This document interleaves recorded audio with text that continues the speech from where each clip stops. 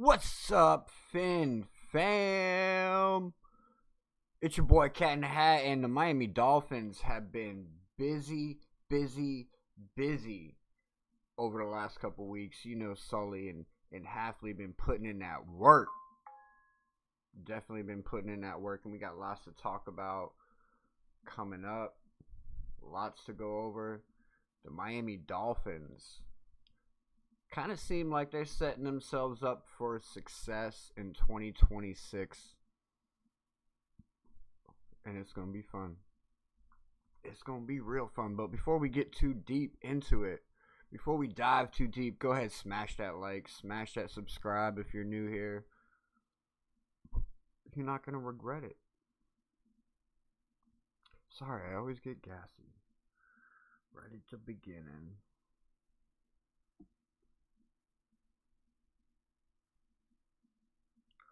What's up, Anthony Mazzano in the house? How are you doing? If you want to join up on the panel and talk about Miami Dolphins, you can find the Discord link in the profile page. You're always welcome to join up here when we got the Discord open. Are the Miami Dolphins setting themselves up for success in the 2026 season? I think they are, man. It doesn't really look like it. If you're looking at it from the outside looking in, it kind of doesn't seem like that. Signing a bunch of one-year deals, paying what I think is a big chunk of change to a quarterback in the position we're in. A lot of other people don't think so, which I could see their points on it. You know, like definitely it's not super high contract for a quarterback. But at the same time, like, he hasn't really proven it. So I feel like it's a super high contract for a guy that has not quite earned it yet. But it is what it is. And now that we've started filling in other holes over the last couple days, signing players on one-year deals, filling a bunch of holes, Elijah Campbell went to he is not here. He signed somewhere else. I just saw it on my Twitter feed. I will get back to you, Kat. But they're filling all the holes with all these one-year deals, right? We stacking up in the secondary. We got a bunch of corners, a bunch of safeties. We got some people for the D-line, for the O-line, kickers. We just signed a long snapper and a punter. So we're filling a bunch of holes with one-year deals. Which, and in the grand scope of things, like, this is what's so great about an open panel. I go on all these other open panels, and we have constant conversations, and that's what's a good thing about it, is you get to hear a lot of other different people's perspectives. So, like, you're getting a bunch of guys on these one-year deals coming in here. They have a whole lot to prove. And some of these guys are hometown guys. Grew up in Miami. Grew up as fans of Miami. Yo, yo, yo, what's up? What's up? So, we're getting all these guys on... Go ahead. Go ahead, Anthony. Yeah, for me, the Malik Willis deal is not as bad as people think it is, because it's all backloaded and stuff like that, and they can get out of it as soon, like, if they feel that it's not going to work out, they can get out of it with. It's a 3-year deal, but it's really a 2-year deal, because this what's it called? This season, we're paying him vet minimum at $2.2 million. Like, that's all it's costing us this year, and then the other, everything's backloaded, and then the rest of it'll be put on to the next 2 years. Yeah. So I mean, either way, he's guaranteed what, $45 million? Yeah, $45 million. Yeah. So either way, we're gonna have to come off of that. Whether if it's not coming off of this year, that makes it a little bit better. But like, where I was going is, like, they're filling all the holes of the pieces that we needed, right? They're going and getting these one-year deal guys, And a lot of these guys have a reason to come to Miami. Like I was saying, like some of these guys are Miami natives, so they're coming back home.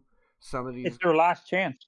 some of these guys were in Green Bay, so they're already familiar with Halfley, Sully, Malik Willis, etc. And then to your point, the rest of them, it's basically like their last chance.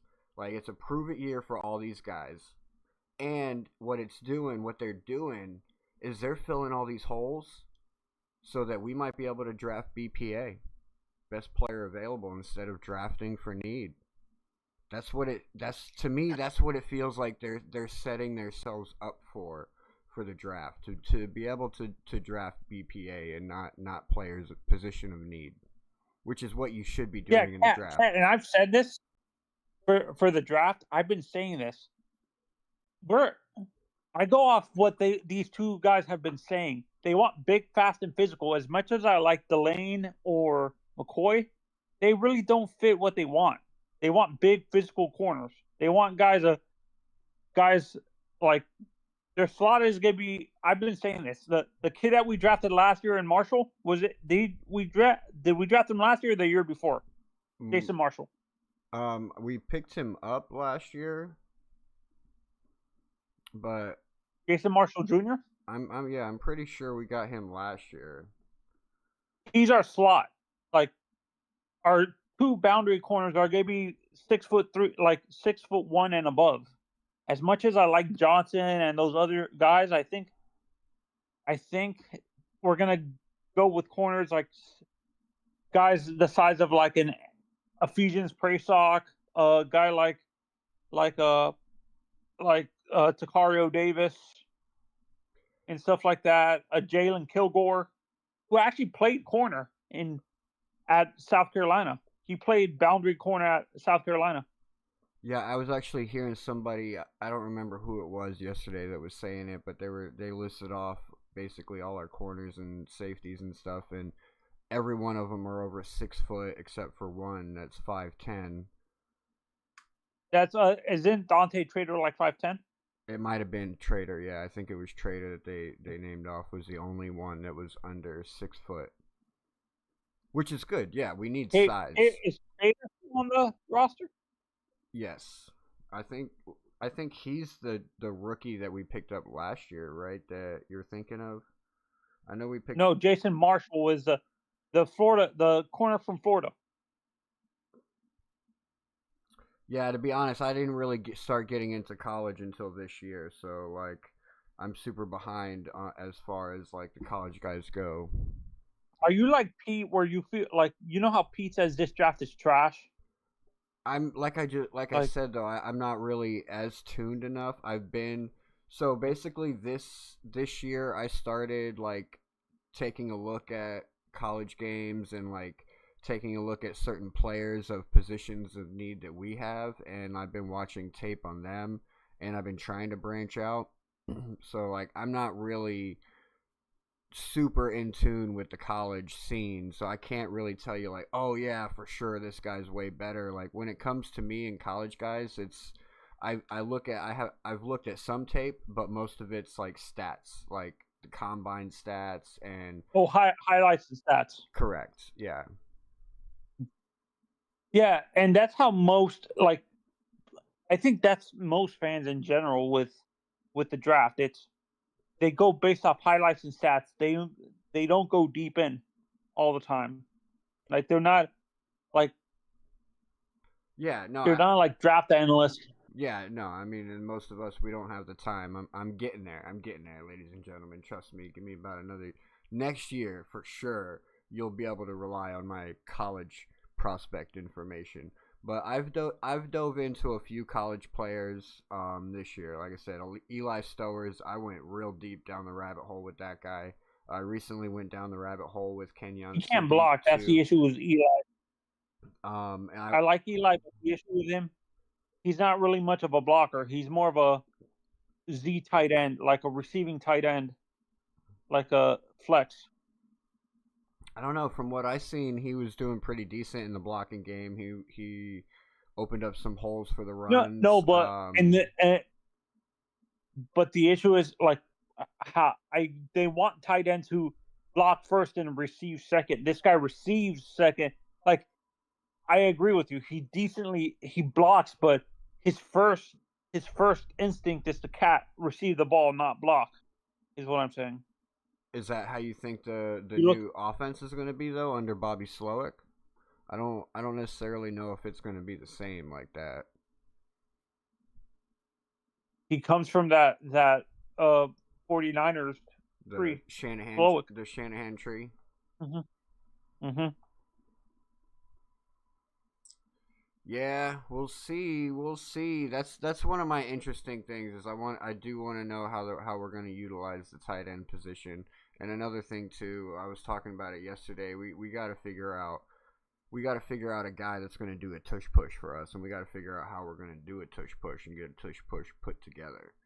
Um, we don't want to. As much as I like Malik, I don't think he's big enough to do that. I don't think so either. And me personally, I don't feel like I'd want our quarterback to do a tush push. Like, I think eventually they're gonna eliminate that. To be honest, at some point, maybe, but it's not going to be this year. it's a safety hazard. It is a safety hazard For both the. Yeah, no, for me, it's a safety hazard for both the offense and defense. To be honest, you can get your core. Especially the way that the Philadelphia Eagles do it, like the way that they do it, they legit pick up Jalen Hurts and like throw him. Buffalo Bills. I'm surprised Jalen hasn't gotten injured. Yeah, I'm surprised too. The way Buffalo Bills do it isn't so bad. Like, kind of Josh Allen gets the ball and kind of like runs to the left a little bit to get some momentum, and then they just like finish pushing him across the line. So he's not like running straight into the wall, like into the Gosh, you can get away with it with how big he is. Yeah, and then like we've seen Pittsburgh. The guys that I think can do that type of play are guys like as much as I like Jalen Hurts and Patrick Mahomes, they're not big enough to do that constantly. The only guys that are big enough to do that are Herbert and Allen, maybe. Most of the quarterbacks are not that big. Ben was big enough when he was in the NFL. He would have been big enough.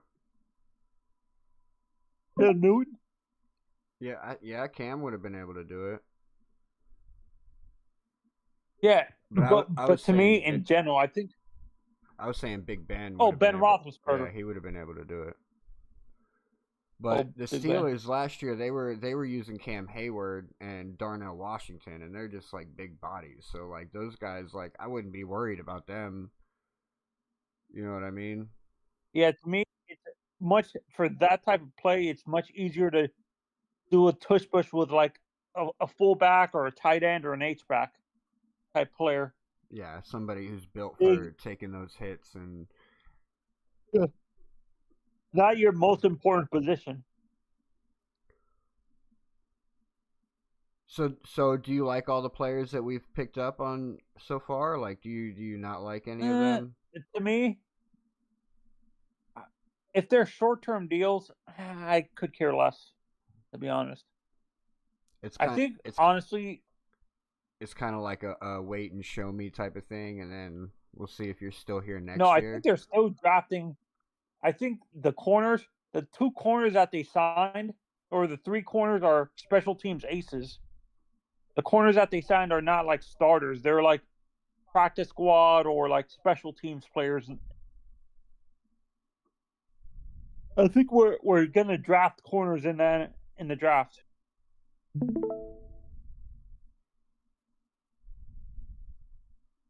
Yeah, I personally, the way that they've filled all these holes recently, I do feel like they're planning to do BPA, which will be good because that's what we need.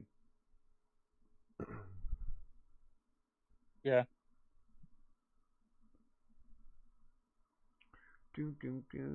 I'm pulling it all up right now. I think it's gonna be BPA and need.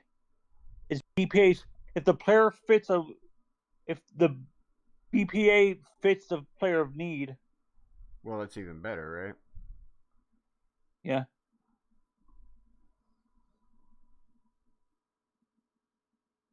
Yeah, these. I think that some of these guys, Tutu Atwell's a special teams guy. To be honest, I think Slayer might be uh a starter. Safety from the Cowboys. Who's that? The Dolphins just signed former Ravens linebacker David Diagebo.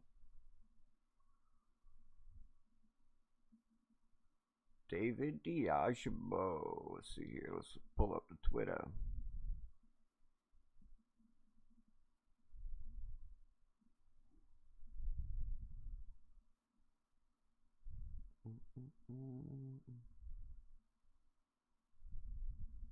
I follow Finn's Extra. That's how I got. Yeah, I keep up with Adam Schefter, and then obviously the Dolphins. But the Dolphins website's never updated. It is so slow. Like, I'm surprised they have Tutu Atwell and Sailor or Salier. How do you say that? Salier? A Slayer. Slayer? Slayer? Yeah. I'm surprised they got them on here. Did you watch the presser from Malik Willis yesterday? I didn't watch it. Like, I could care less what these people say in the Slayer in these pressers, to be honest. I liked it. It wasn't bad. He definitely had, in a sense, made me like him more.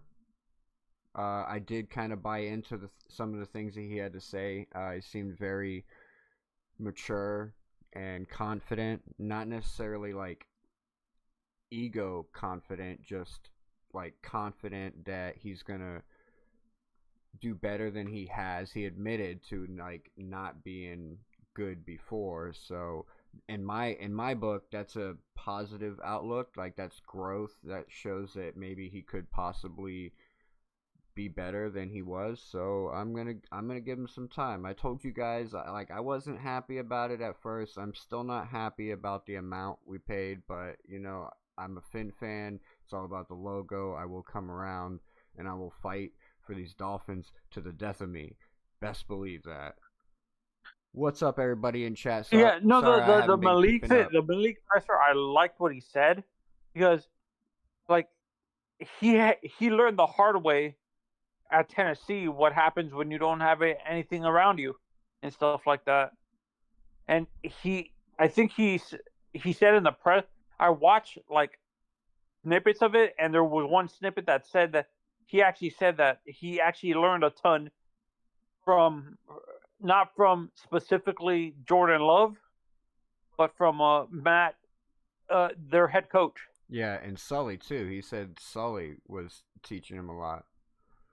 He would stop him in the hallways, and Sully would give him like good feedback, like actual feedback, things to improve on. So that was another like interesting tidbit about his little presser. Like, he gave us like a little inside look at how Sully and Halfley work behind the scenes without like being asked about it. It kind of just came out naturally in an answer about something else. He was also hinting at CJ Daniels, the wide receiver from Miami, to Halfley and Sully, like, hey, like, he was joking about it, but was he joking about it? So don't be surprised if we end up getting CJ Daniels at some point in the draft. So that'll be another wide receiver we add to the room. Hey, dude, I have to go. Thanks right. for having me on. Hey, no problem. Thanks for joining. Have a good night, man. Yeah. So don't be surprised if CJ Daniels could be another wide receiver that gets added to this room.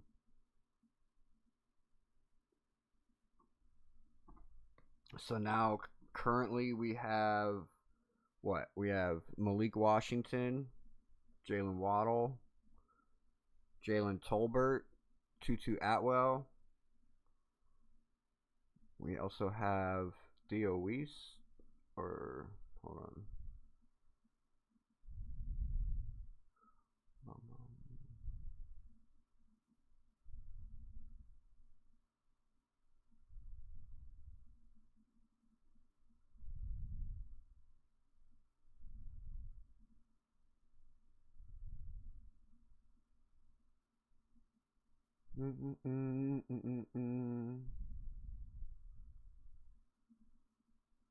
Oh, they actually went in and updated the Dolphins website. It's pretty up to date right now. Looking here through the roster at the moment, and it is pretty up to date, ladies and gentlemen.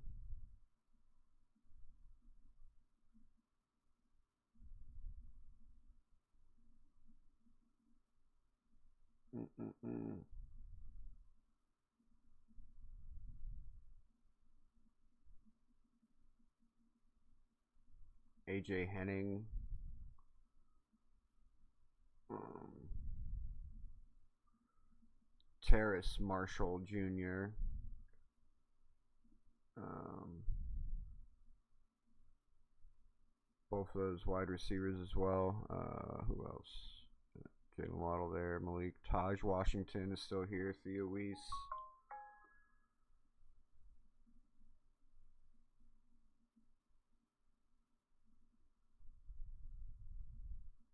But some of those guys aren't going to be here.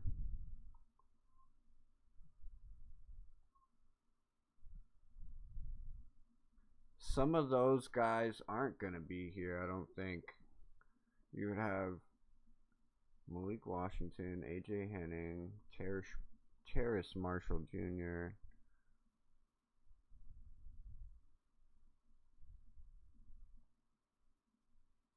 Yeah, they're probably going to get rid of somebody.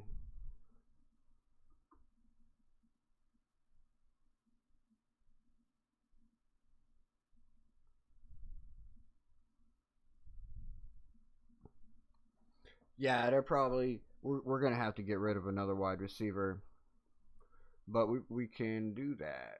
What would I don't know, man. DOE's maybe not. We'll see.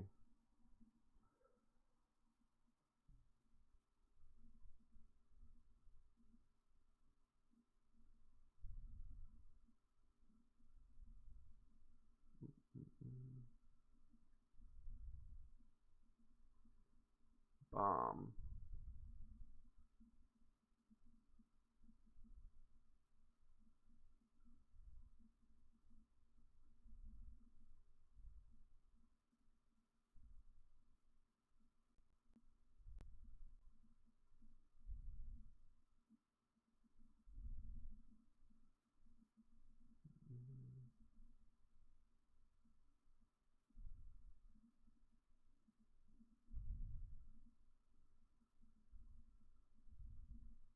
I don't want the damn transcript.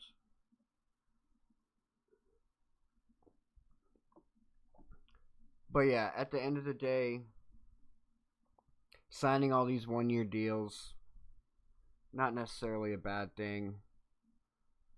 A lot of the guys are coming here because they want to be here. They either want to be here because they want to be back in Miami in their hometown, or they're here because they want to roll with Sully and Halfley and keep it going. Taj Washington to you think Taj Washington gonna get out of here? I can see that. I could even see Malik Washington getting out of here. He would probably be the one that would make the most sense. That could probably happen. That could be like a draft day move, or if they need to, I don't know. We'll see, man. I don't.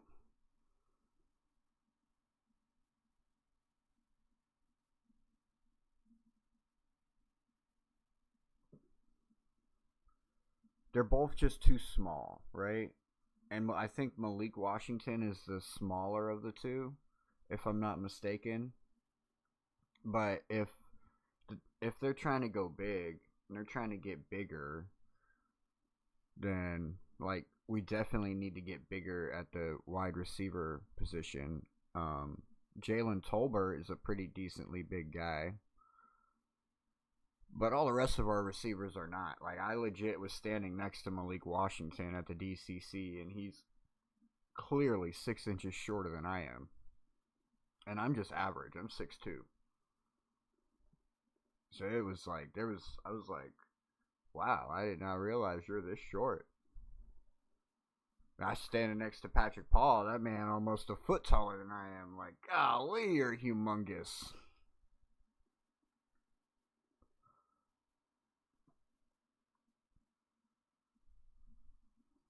And he's like, nah, I'm small. I'm like, nah, dude, you're not small. You big.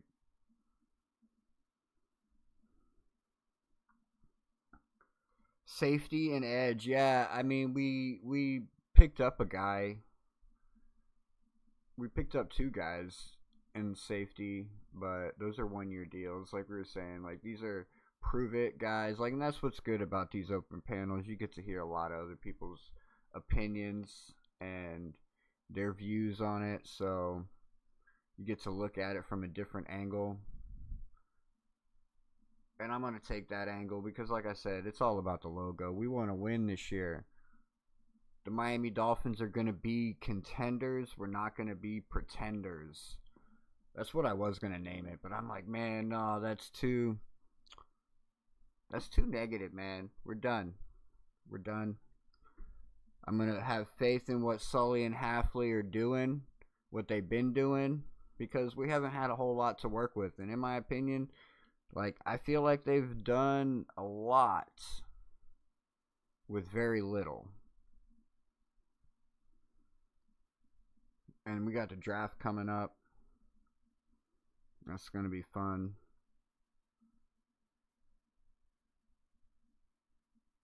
So, do we still draft back out of 11, or do we now pick a guy at 11? That's the question. Because here we are, we picked up two wide receivers that are upgrades to wide receivers that we currently have. So here we go. We can use a guy like Taj Washington or Malik Washington to trade away for some more draft picks, right?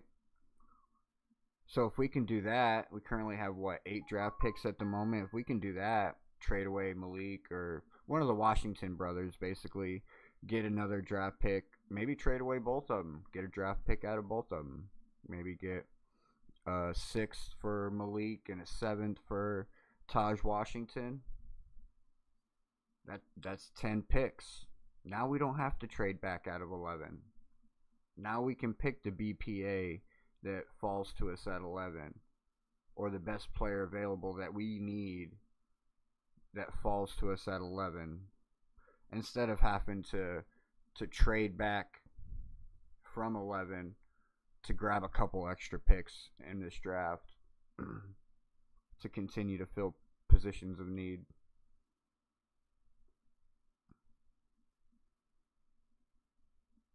But it's hard to say, man. These guys, they've been very predictable but unpredictable at the same time. Like, you know what they're gonna do, but you just don't know how they're gonna do it.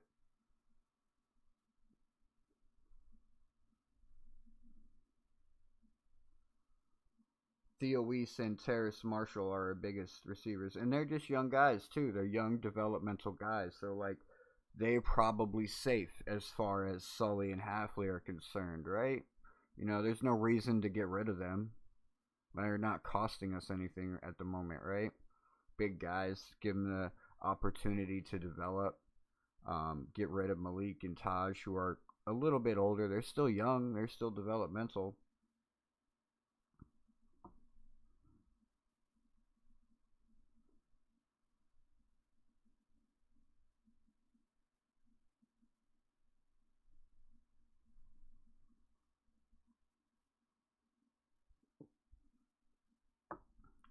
So yeah, I would say Theo Weiss.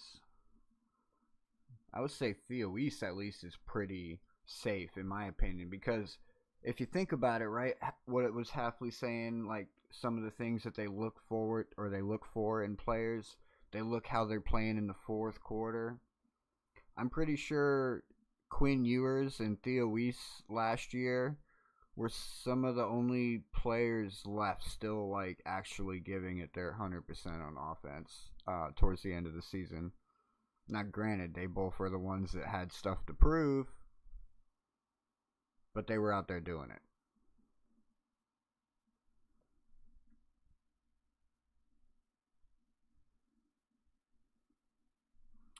Yeah, and that's how I've always went into this offseason, Joseph.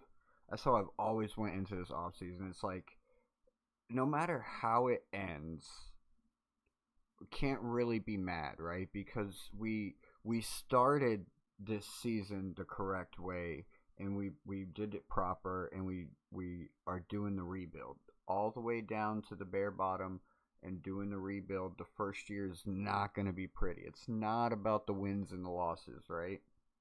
Our wins and our losses in the 2026 season are calculated differently.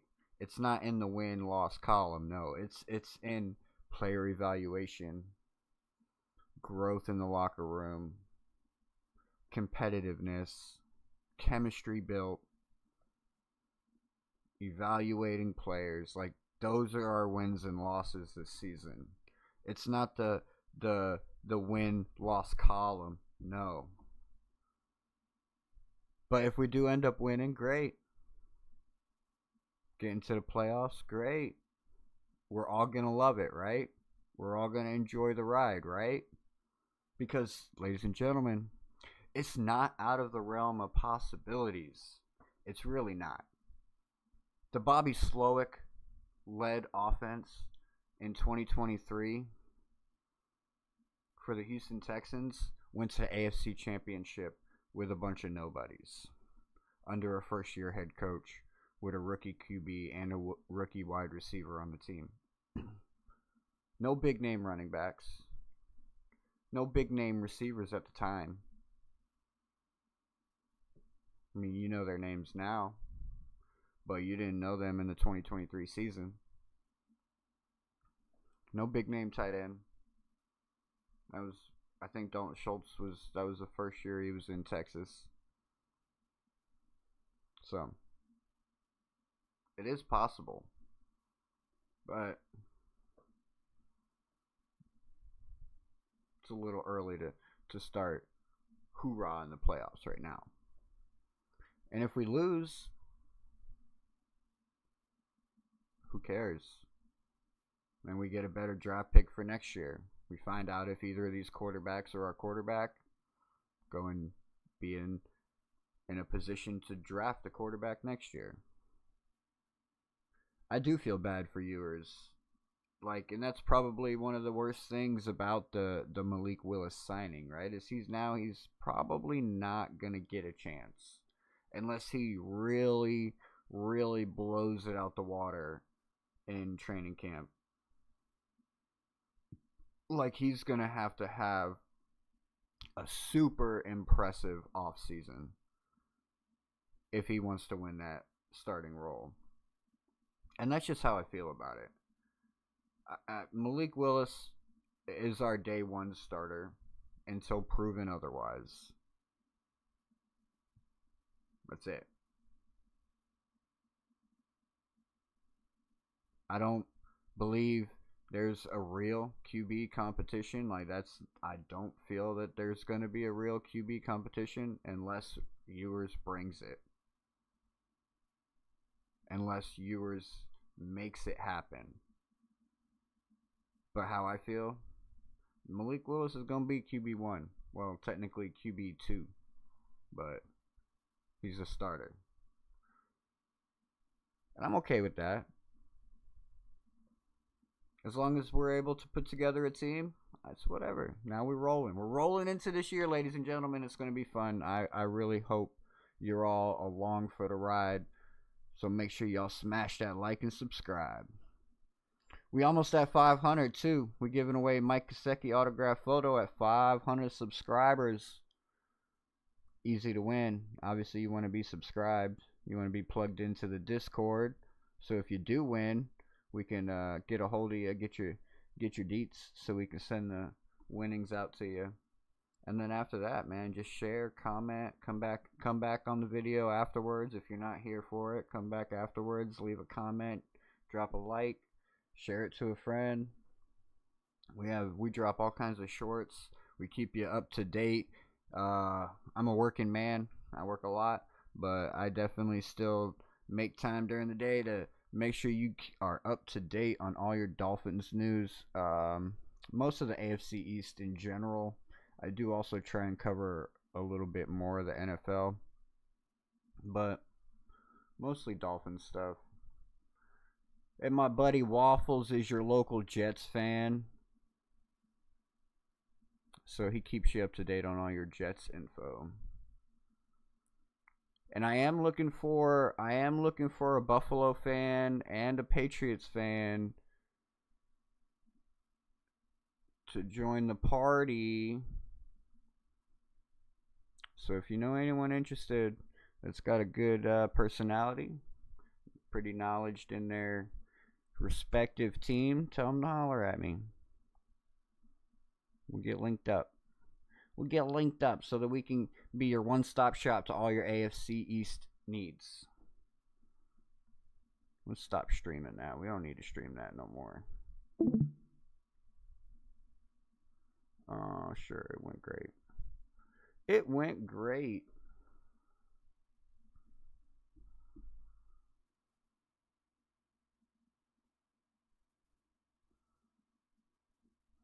Is that what he did? I haven't checked in on his contract. So he restructured the contract? That's cool.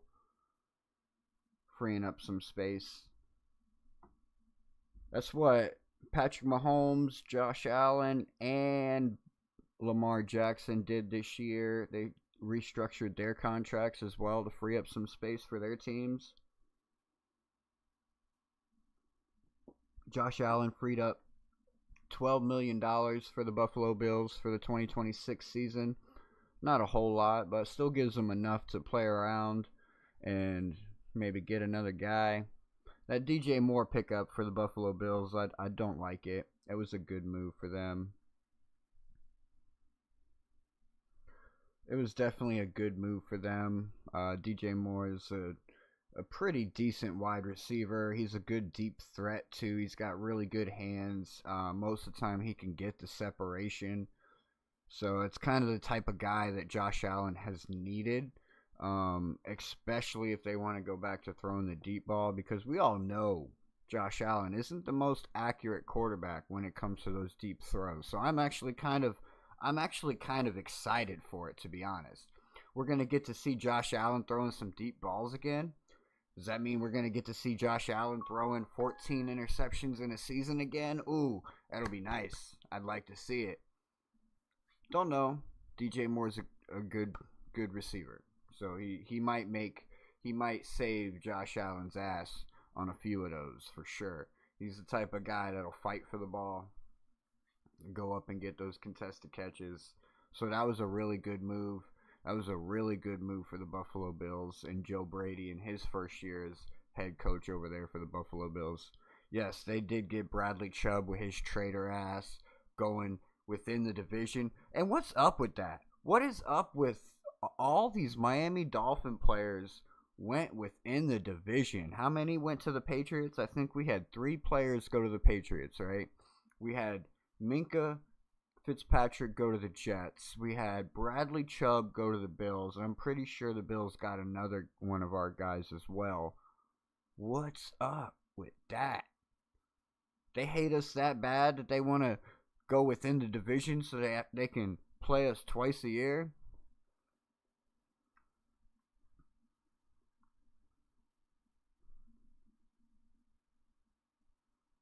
Not good. And then we've had a couple players follow Mike McDaniel.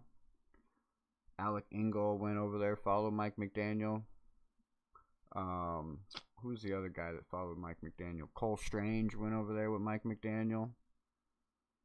They're over in LA. Is Tyreek Hill going to be the next one to follow Mike McDaniel? Don't be surprised. Don't be surprised if one of the receivers over there goes down in week 10 and the Chargers are in the hunt. Don't be surprised you see Tyreek Hill roll up in LA. Get on LA Chargers with Mike McDaniel. And that's what I think Tyreek Hill is going to do. If he was smart, that's what he would do. Don't rush back. There's no reason for him to rush back, right? Let himself heal. He's got another surgery he's got to go through.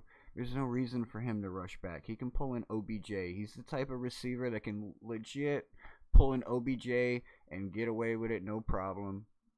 Wait it out. Don't even think about any teams until week 10 rolls around. Then you start looking at the league and you see who's really doing good. And you're watching those top teams, seeing who needs a wide receiver. And then you go and you give them a call, knowing that they're going to be going into the playoffs. So you get yourself into a playoff run, and maybe you get yourself on a Super Bowl team. And you only have to play a few games. You don't even got to play a full year. You get a nice little bankroll, get a Super Bowl ring, and then on to the next one.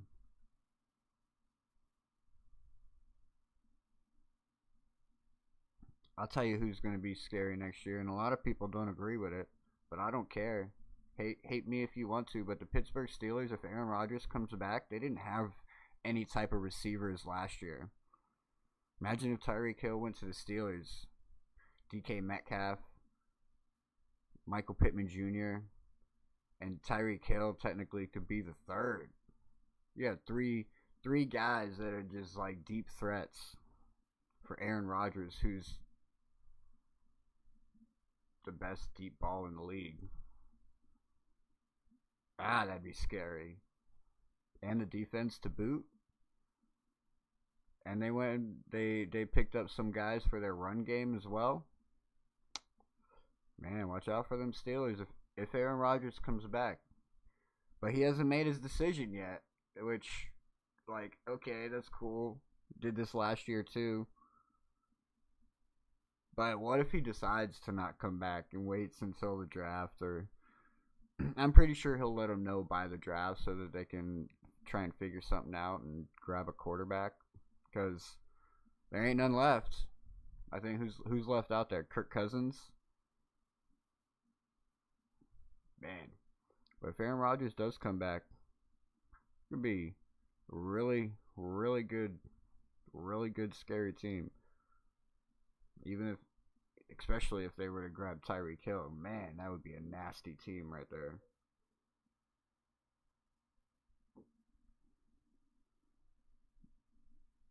2 to the Bills, Patriots maybe 3, and the Jets Minka.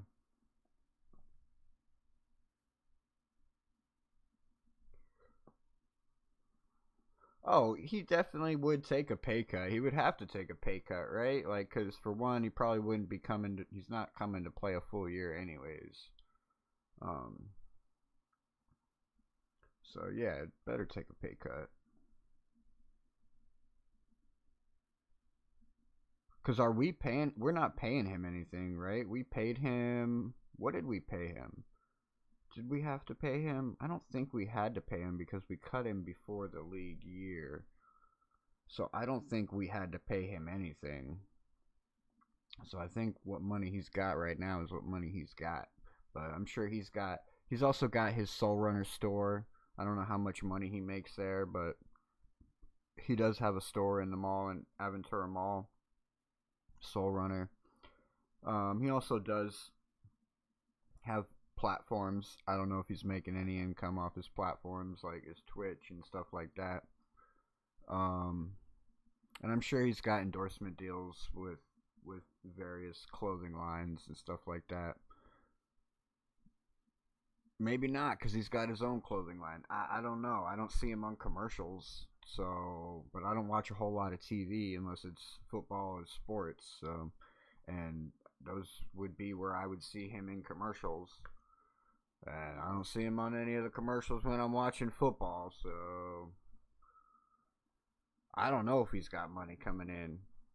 That might be why he's trying to learn how to DJ.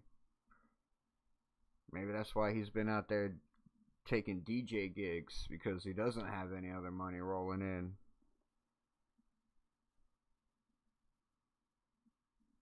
And his lifestyle is expensive, so he need a bankroll. He ain't like, bro, I need at least 10 mil a year. That's just to break even. Shit.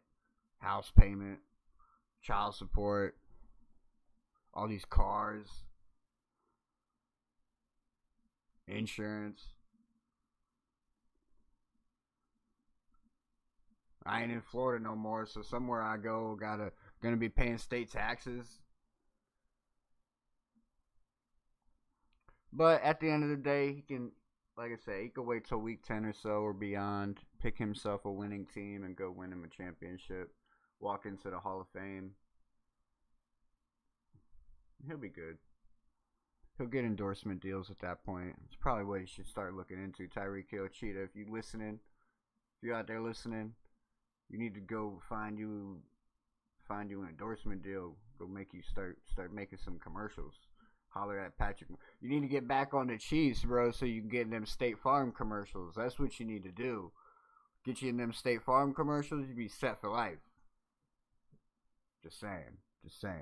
Maybe going back to the Chiefs can get you more than you know.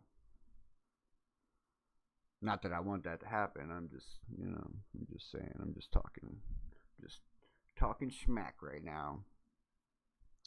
But Baltimore Ravens, how do we think that they're going to turn out next year, right? They kind of had a fluke last year. Like, Lamar Jackson goes down early in the season. They rack up a few losses. Derrick Henry has a year that he wants to forget, right? Maybe he had the jitters, Andy, I can't believe it. Adam Sandler put him on a mission to hit 2,000 yards. Told him, you hit 2,000 yards, I'll put you in my next movie. Must have gave Derrick Henry the jitters or something, because not only did he not hit 2,000 yards, but he had a lot of freaking fumbles, right? Costly fumbles, too. Fumbles that legit cost them wins. So that team completely looked like it was in shambles last year. Fell apart. Ended up losing to the Steelers at the end. Steelers get into the playoffs. Now they have a new head coach over there, Jesse Minter, right? And they got Anthony Weaver over there on defense. And listen, I told them that Anthony Weaver is not good. I got attacked by the Baltimore Raven fans. They had to have been Baltimore Raven fans. And they were like, oh, he's been here for 10 years. Jesse Minter's going to be calling the defensive plays. Blah, blah, blah. Listen, I watched Anthony Weaver over here for 2 years, and it was not pretty. Yes, there were moments where it was like, oh, this guy's good. But at the same time, there was a lot of moments where it's like, man, this defense kind of sucks. And yeah, I understand Jesse Minter is a defensive coach. But you got to understand, this offensive coordinator that they got over there is a rookie. Literally a rookie. He's had like 2 years experience in the NFL coaching. And he's an offensive coordinator.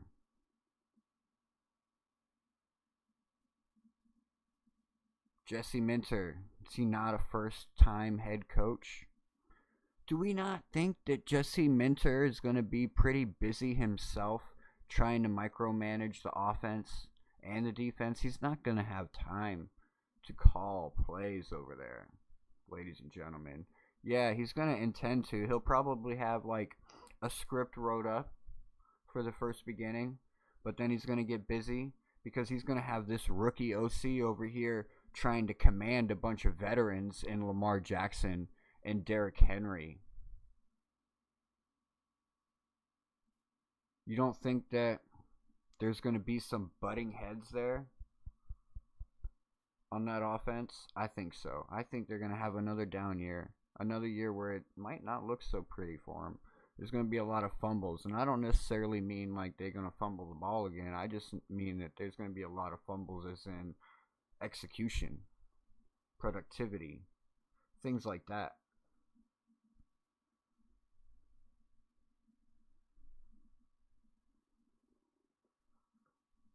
I get it, you don't think Anthony Weaver's over there to call plays for the defense, but ladies and gentlemen, he's going to be calling plays over there. There's going to be moments where he's going to have to take over because Jesse Minter is going to be busy dealing with his rookie offensive coordinator.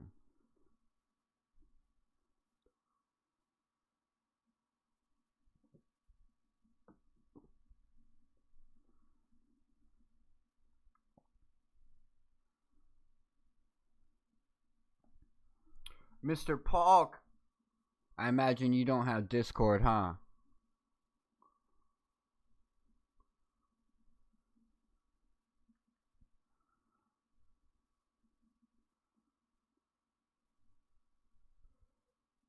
So, on the sly, I made a bet the other night with a guy. I honestly hope that I lose the bet. It's only $50 and it goes to charity. So, I really don't care if I lose or win. But I took a bet with a guy, and basically the bet is if the Dolphins finish fourth in the division, I win. If they finish anywhere else in the division, he wins. With that being said, these New York Jets, with what they've been doing, the moves that they have been making, what is your confidence level in the New York Jets? Do you think they can actually make a splash and do something this year? I think they definitely have a chance. They do have a lot of draft picks. They have a lot of draft capital.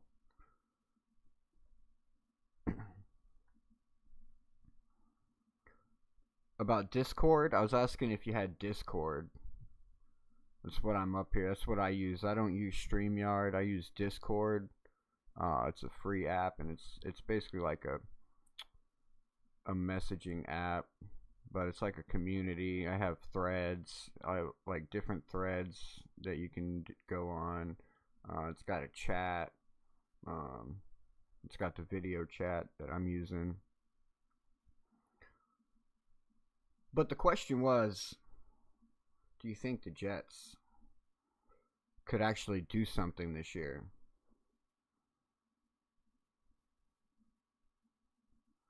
Yeah, you can find the link in my profile page and under the links. If you go to my profile page and you hit the more links tab, if you want to. No pressure. But if you ever want to join up here and talk with us, that's how you do it.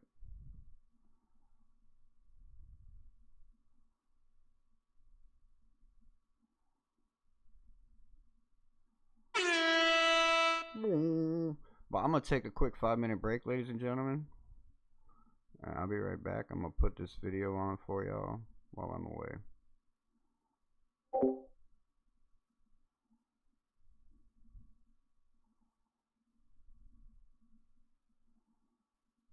Awesome, that's for sure. He gets a pass to the left from Tua, about a 4-yard pass, and then he gets about another 16 yards. Yak to add to it. First down, Miami Dolphins. Let's effing go.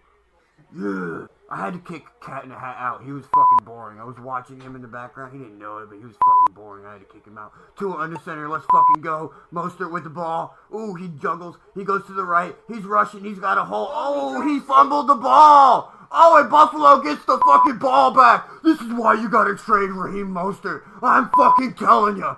Yeah, I'm fucking telling you to trade that motherfucker. What's up, man?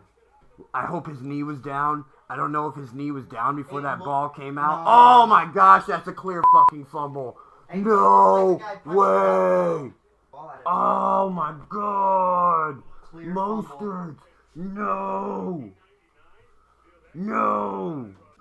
Anyways, draft's coming up. A lot of teams need QBs, and you need a job, you bum. Got any teams you hope don't take a QB? Nope. You know, Matt, I have actually not put much thought into that. I have a lot going on right now, and it's just not, I'm not thinking about it. Not at all.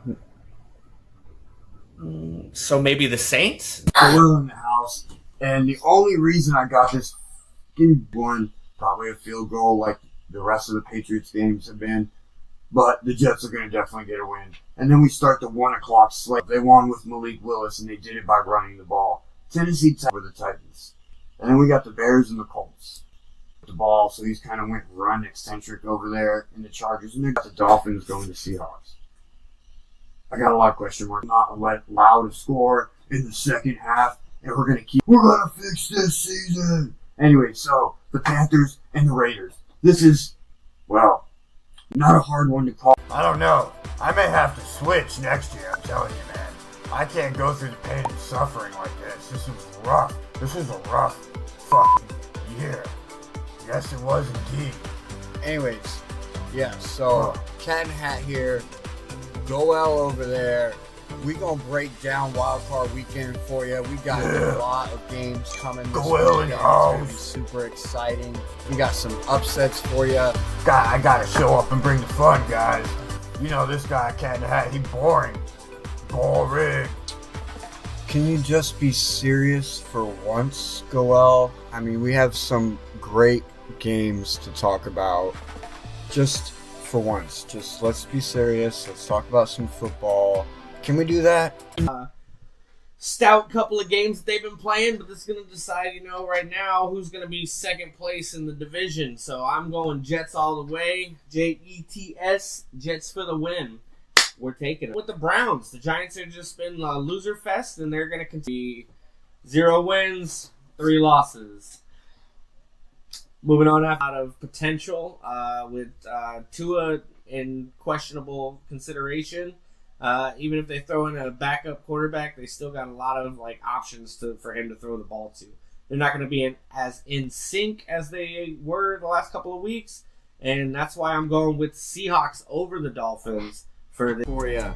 Now, there's a lot of homework that goes into this. We don't just look at stats and look at numbers. No, we take a lot of factors into consideration when picking these running backs for your fantasies. T. Tracy Jr. Now, I know a lot of you were saying, what, Cat? Are you seeing his first year ruling the backfield in Miami? He's going to be the number. My next running back on this list at number 3 is B. But, he's going to get the touchdowns. He's going to get the receptions. Trust me, if you get the chance to get him, you're number 1. None other than the king. That's right. Adam Sandler put this guy on a mission this year. This guy is going to literally put the Baltimore Ravens on the first guy. He gets past the first guy. It's probably going to turn into a touchdown. So he's 6 once we realize how he comes back off of his injury. He hasn't really had a full year. At your own risk. It could pay off, but... Sunday at 3 p.m., we're going to have the high-flying Eagles putting their defense to the test against the Los Angeles Rams. Are pretty high scoring, led by Matthew Stafford, Cooper Kupp, Puka Nacua, and they're on a mission right now. They're trying to win another Super Bowl so Matthew Stafford can punch his ticket to the Hall of Fame, because without another Super Bowl, he might not make it there. But them Eagles this year, ooh, with Saquon Barkley, I don't know why he's not in MVP conversations with over 2,000 rushing yards on the season. Don't forget that little backwards hurdle he did back in week 8. Oh, it was amazing. So let's go. It's going to be a good one. Good battle between these two teams on the NFC side. Who's going to go to the NFC Championship? Fly, Eagles, fly. It's going to be in Orchard Park, and it is going to be chilly. Forecast says it's going to be 12 degrees with a wind chill of -2. Derrick Henry pushing close to 2,000 yards. Lamar Jackson. That makes the team have over What's up, guys? Today we're gonna give you our Week 12 picks. Yeah, you heard him. Week 12 is in the house at the Dolphins. Patriots. You know who I'm going for. I think we need to find a new home for this guy. He's in the wrong house. No. Let's go, Dolphins. Yeah. Send his ass to another household. LOL. We just kidding. Can't believe he went for the Patriots, man. He's came a long way since that video was made. We made another one this year, too, and it was wonderful. But I don't think he's turning into a Dolphins fan, unfortunately. We were watching the Baltimore Ravens and the Steelers game. I watched that kid go through so many emotions that night during that game. And then he cried himself to sleep when the Baltimore Ravens lost to the Pittsburgh Steelers.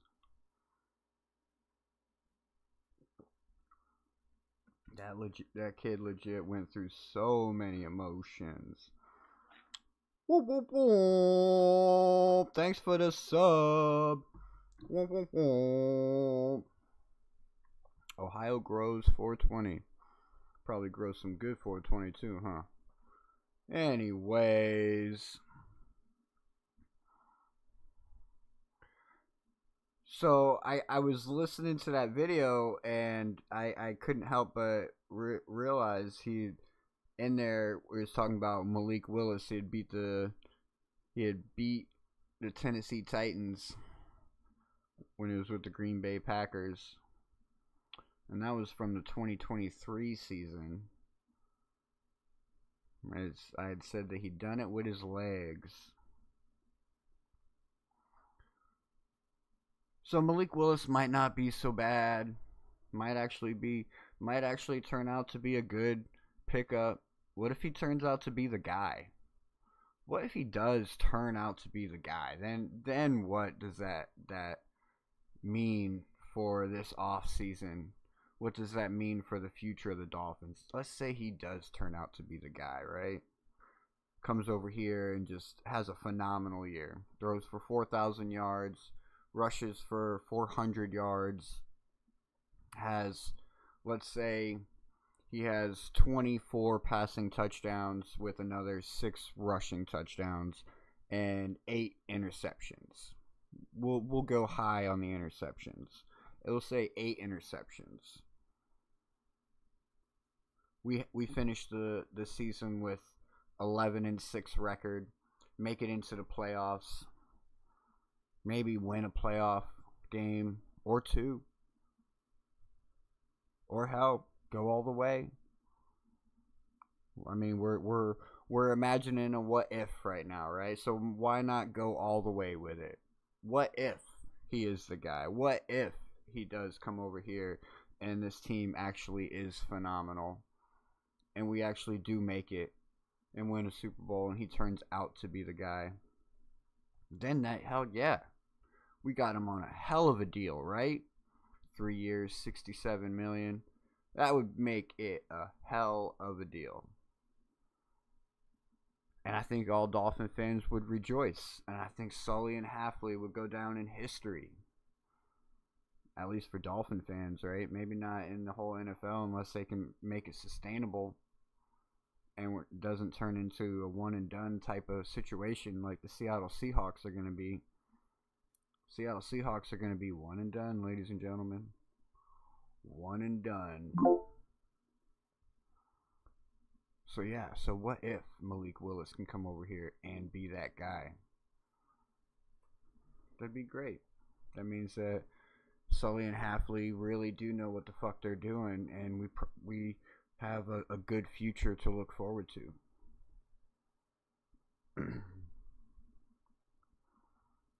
But what if it turns out the opposite?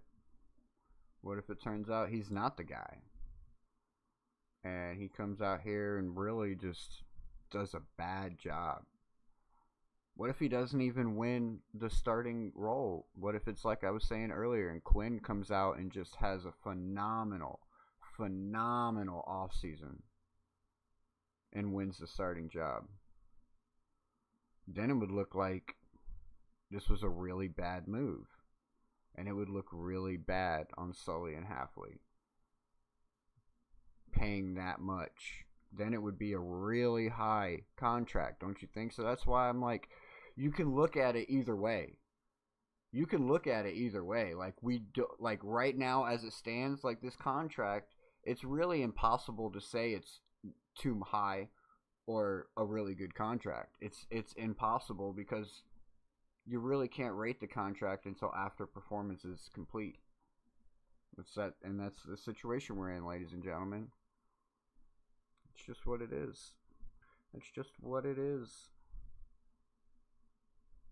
Don't agree with it? That's too bad.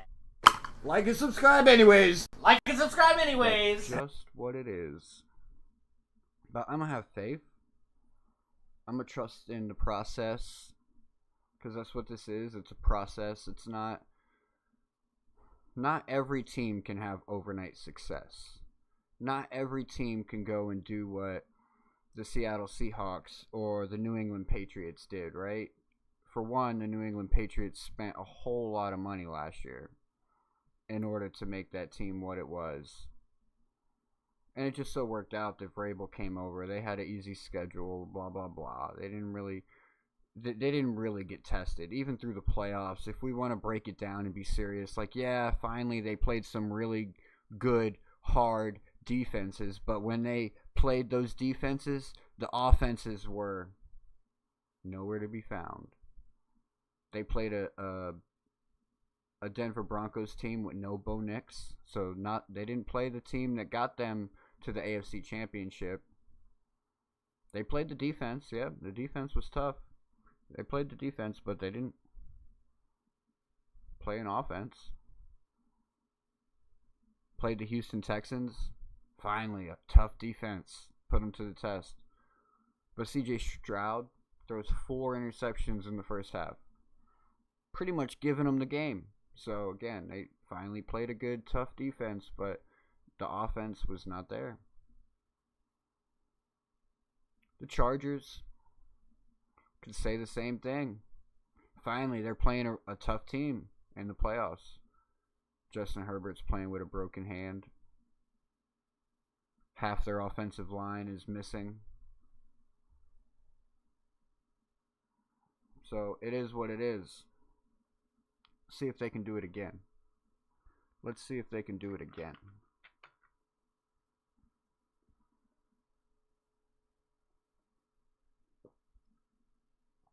Ladies and gentlemen, I'll give it about 10 more minutes. If anybody wants to jump up here and talk, we'll keep it rolling. But if not, I'm going to talk for about 10 more minutes, and then we're going to roll out of here and do some other stuff.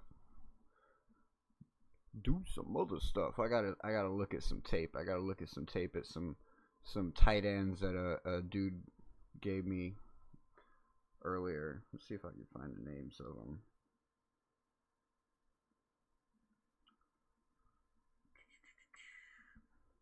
Let's see if I can find their names.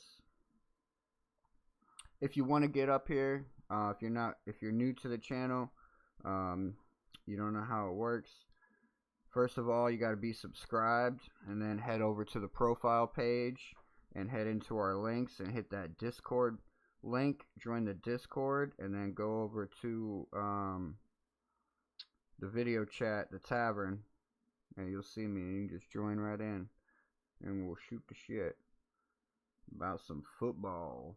All right, so Tanner Kazoil from U of H and Matthew Hibner from SMU. Those were 2 tight ends I was told to take a look at. So I'll be taking a look at them, some film on them tonight and tomorrow and Sunday, etc. Basically, because we re-signed Greg Dulcich, Julian Hill's gone, And we also brought in a guy by the name of Ben Sims, who was on Green Bay at some point. I don't know if he was on Green Bay last year, but he was on Green Bay at some point. So those are our 2 tight ends, right? That tells me that they are most likely going to be drafting a tight end this year. Does that mean that we're going to go and get Kenyon Sadiq? Eli Stowers? I've been pushing for Eli Stowers. Or are we going to go get somebody else? I don't know. So those were 2 names that I was given. So I will definitely go look those guys up. Actually, why don't we do it right now? See if I can find some film on them right now.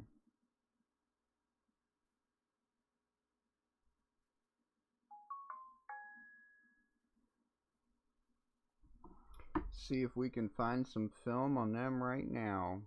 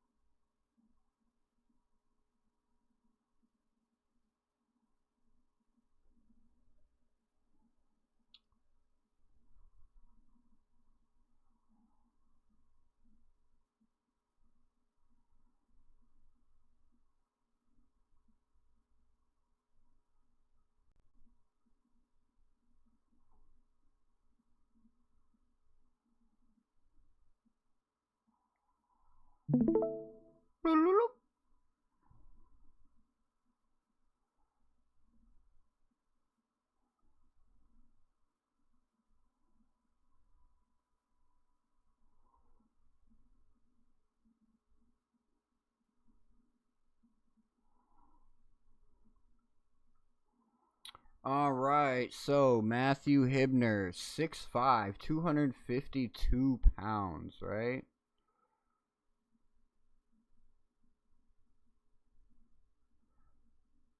Twenty-five, 436 yards, 4 touchdowns, 14.1 average, 4 touchdowns, 15.3 average.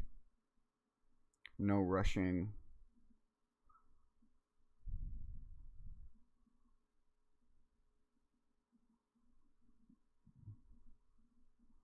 All right. Let's see here. 1, 2, 3, 4, 5 games played. Those are recent. Not a whole lot of news on this guy. Not a whole lot.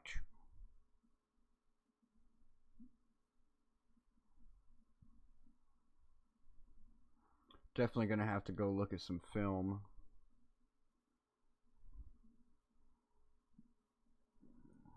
All right.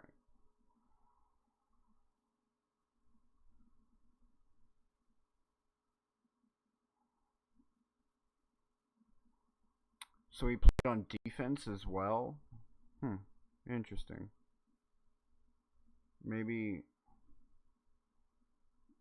I don't know if that doesn't seem like he would be playing on defense. I don't know. You guys tell me what this looks like. You tell me what this looks like to you. It says defense. It's giving him tackles, but that probably could be a situation where he's tackling a player because somebody fumbled the ball, or it was an interception, or maybe he's on special teams. Come on. Come on. You're being slow. Why are you being slow? Don't be slow. Come on. Show the lovely people. Show the lovely people the image already.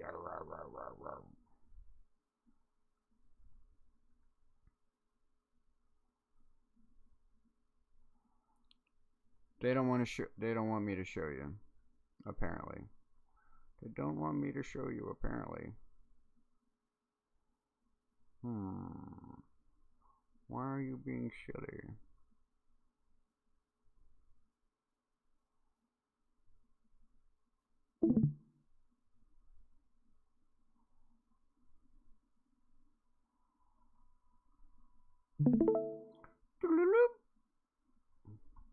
Ah, there we go.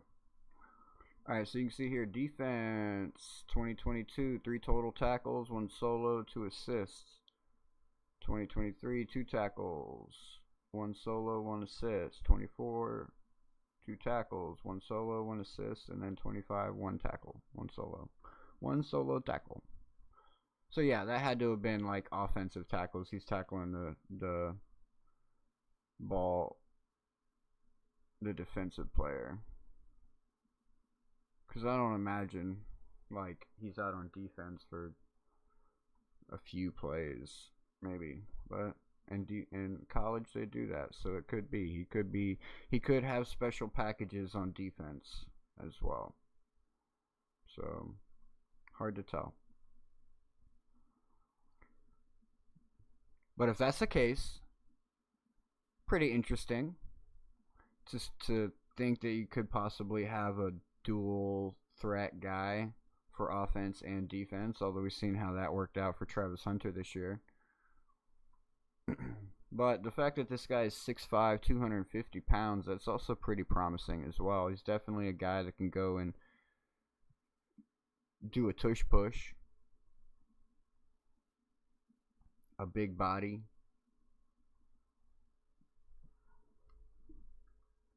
What was the other name? Tanner Kazoil. Tanner Kazoil.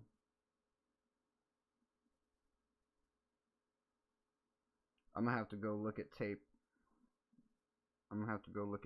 Though. The stats ain't gonna say enough, because there's not a whole lot here.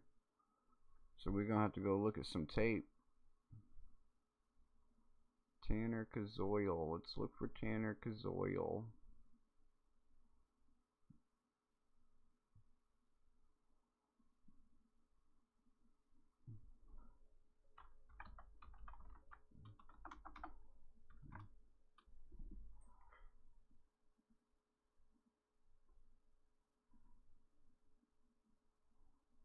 Six, 7. Holy moly. Definitely has a lot more to go off of, that's for sure. Alright, so you can see here, this kid is 6'7", 240 pounds, 74 receptions, 727 yards, 6 touchdowns, an average of 9.8 in 2025. And then in 2024, he had 94 receptions, 839 yards, an average of 8.9 with 8 touchdowns. He also carried the ball 1 time for 6 yards. In 2023, 34 receptions, 300 yards almost, 8.7 per, 3 touchdowns. 2022, 35, 373, 10.7 average with 7 touchdowns.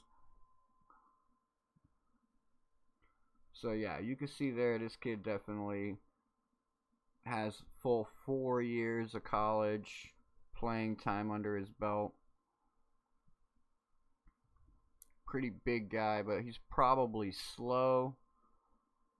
We'd have to go look at his combine results if he participated in the combine. Go look at some tape. We just signed an edge from Baltimore.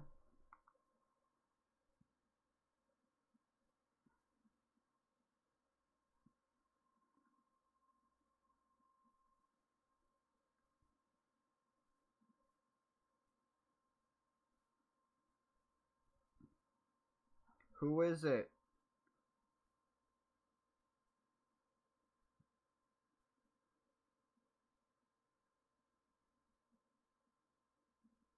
I don't see it.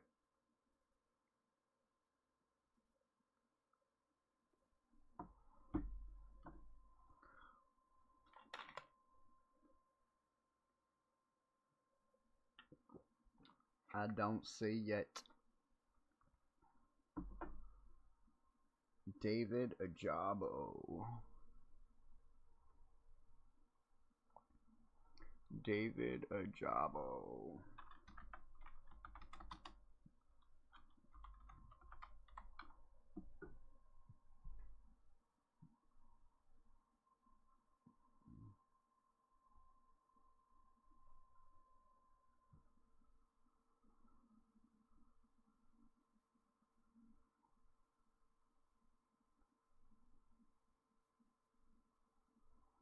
Selected second round of the 2022 draft by the Baltimore Ravens.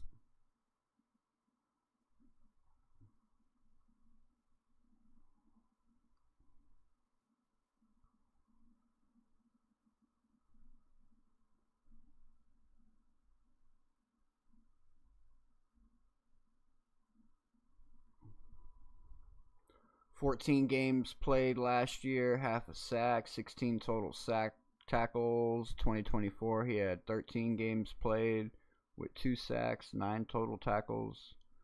2023, 3, 1 sack, 2 games, 1 sack. Let's see.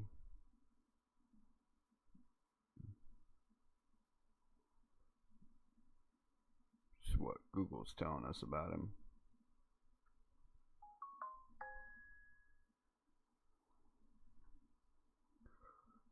Completed a 4-year rookie contract with the Ravens valued at $7.9, which included approximately $4.7 million in guarantees. Tested the open market before agreeing to terms with Miami. Specific details of his new contract have not yet been disclosed.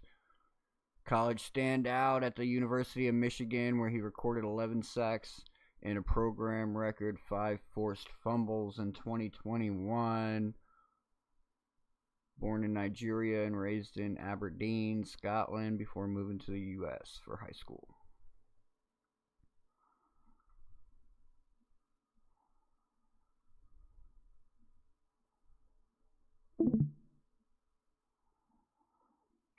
It's what kind of guy we need, I guess, right? Another 1-year deal. Young, still young, developmental. What, 4 years in the league, so he should be 26-ish, 27 maybe. So still young. Still has time, so developmental guy. On a 1-year deal. All these guys have been 1-year deals. Sully and Hafley's secretly cooking up some sauce right now. I ain't gonna lie, man. They fill in all these holes with 1-year deals. With guys that are on prove-it deals. Make it or break it deals. Coming over here.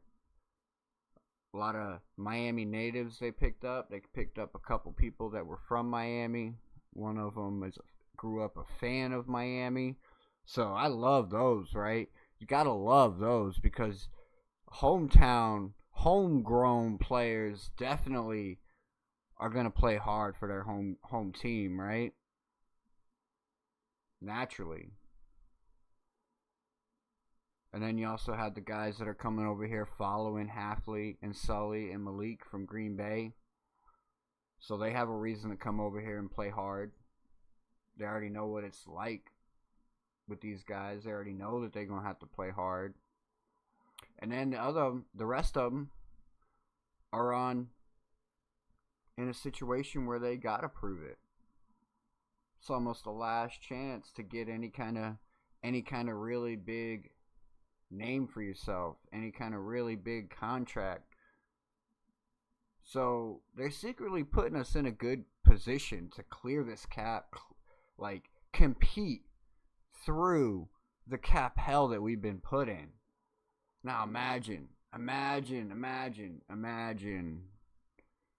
if they actually pull it off and these fucking Miami Dolphins come out next year and really are on fire, right?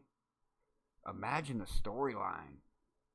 Like, you thought Mike Vrabel did good things with the Patriots last year, huh? They weren't in any kind of position that we were. Imagine the storylines and the history it'll be made if they can do it.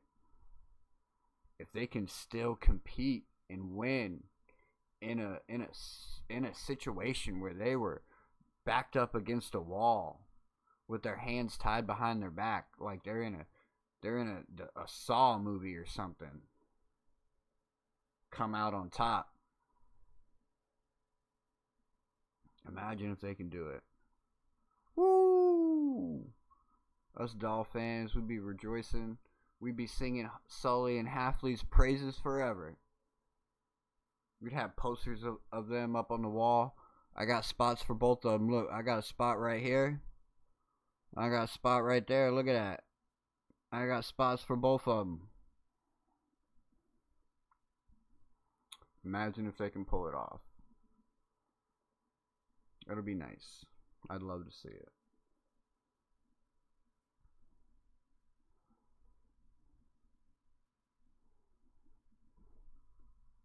I would love to see it. Don't agree with it? That's too bad. Like and subscribe anyways. Like and subscribe anyways. That would definitely make me go Hulk mode.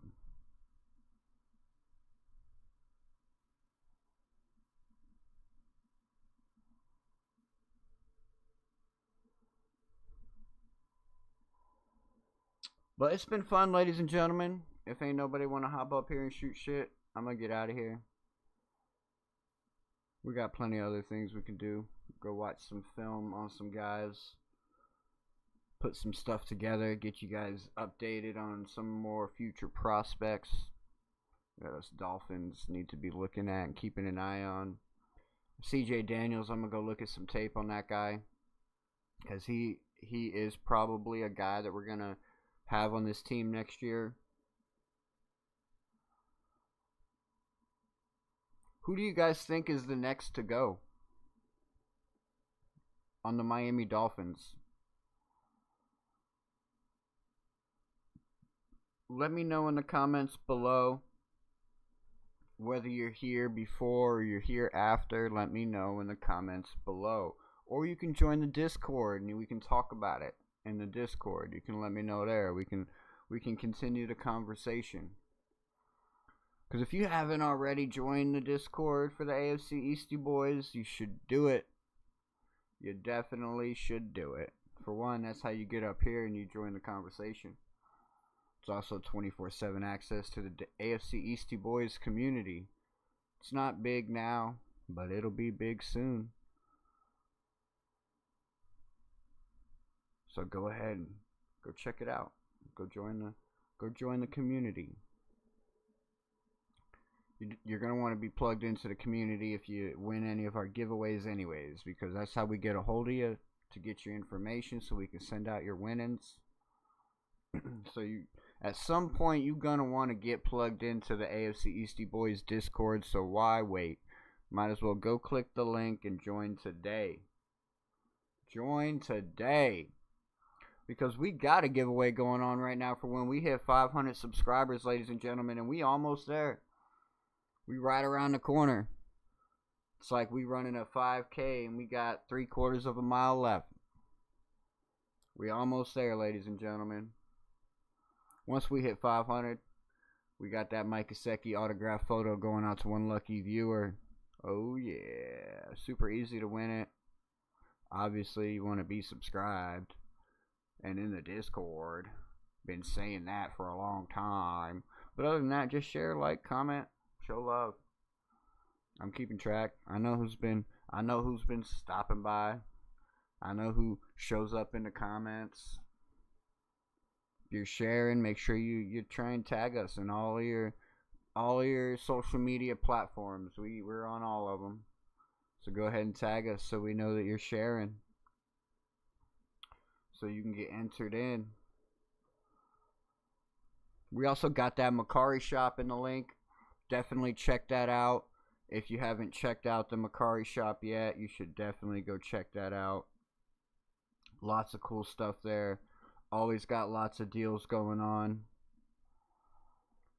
You can find something for every occasion.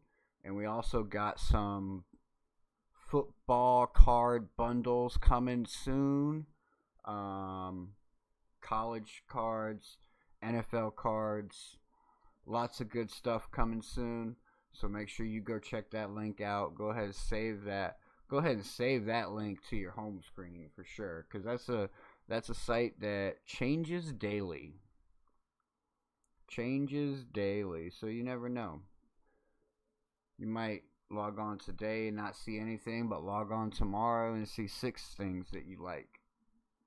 And he's always doing deals. It's also the place where you can get your AFC Eastie Boy customized jersey.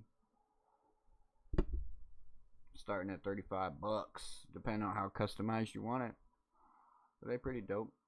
You get them in your team's color. So go check it out.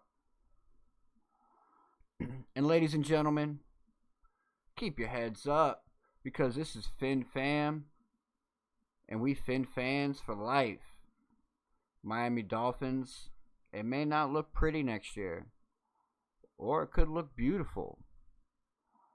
Either way, this year we don't have no reason to be upset, because we made all the right moves in the offseason so far. We made all the right moves in the offseason so far, so we have a reason to be excited, right? We're doing it right this time. Whether we win or lose next year, Fin Fam, it's Fins up for life. And get excited, even in the losses. Because even in the losses, ladies and gentlemen, there's going to be growth. There's going to be wins, because we're going to know what we got and what we don't got. It's all about evaluating the players, growing the culture, establishing the locker room.